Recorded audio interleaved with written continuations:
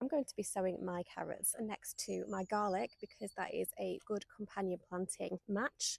So they're friends with each other, and the strong scent of the garlic will help to deter the carrot fly. So to start with, we just want to make sure our growing area is weed free. So this soil was prepared a few days ago, so it's just a light going over with the hoe. And then you just want to make a shallow drill.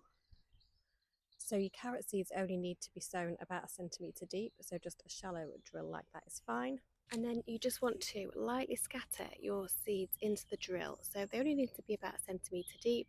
And if you can try and space them about 5 centimetres apart, it will reduce the need for thinning later. And it's fine if you do want to thin them, but as you thin them, the scent that the carrots give off will attract the carrot fly.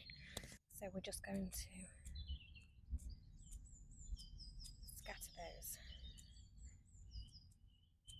across the length of the drill, and then just cover it with the soil.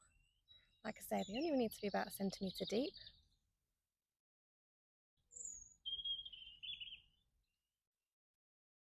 And then you just want to water the area well. Ideally, you would have a rose on your watering can, but I have lost mine and I'm also trying to do this one-handed. So I've just got my thumb over a small watering can at the moment. So without the rose, the water is obviously going to come through a lot faster, and I don't really want to disturb the seeds too much. If you have a rose on your watering can, please do use that because it will just help you get the whole area. So it's really important that your carrot seeds don't dry out while they're germinating. So a popular method is to just cover the drill with a plank of wood or something similar. So that will just lock in the moisture into the soil.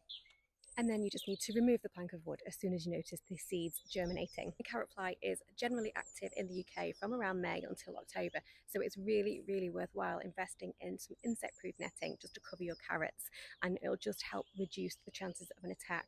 Obviously, by sowing your seeds sparingly like we just did, trying to sow them a couple of centimetres apart, it will reduce the need for thinning, which will also help to deter them. And I've obviously planted mine with my garlic, so that is just an extra layer of protection. But insect-proof netting is a really, really worthwhile investment if you want to enjoy a lovely pest-free harvest of carrots. So it's really easy to harvest your carrots. To gauge your size, you probably just want to have a look at the shoulders, which will be poking through the ground, and then you can kind of get an idea of how big your carrots are, and you can just simply pull them when you're ready.